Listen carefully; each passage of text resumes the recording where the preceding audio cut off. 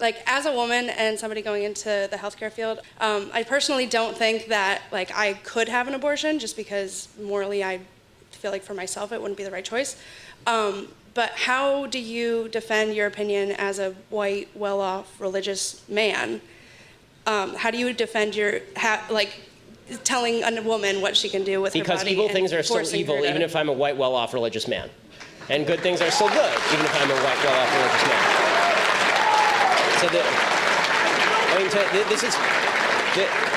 this is one of these identity politics points that I really I don't mean to come down harshly on you, I don't, but it is a point that I really have serious moral qualms with. I think it's quite terrible. The reason being that the people who were fighting against enslavement of black people were a bunch of well-off white men for the most part.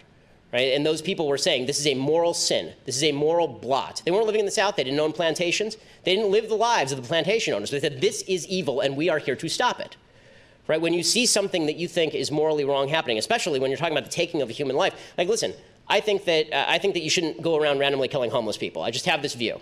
I'm not a homeless person. Most of the people who randomly kill homeless people are probably not of my economic strata, my religious view, or my, I don't know whether they're of my skin color or not. I have no idea what the actual sociological breakdown of homeless killer serial murderers is.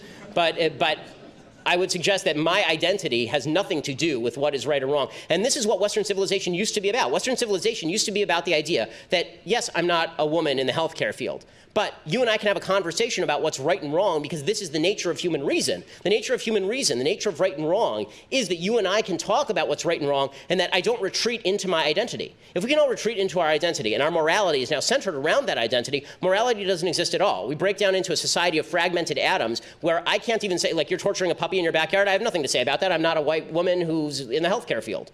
I'm not going to do that. I refuse to surrender the idea that I can have a moral stance on issues that are of concern to society and of concern to the well-being of the United States simply because of the color of my skin or the nature of my genitalia. And honestly, I believe any view that feels differently is sexist, racist, and bigoted.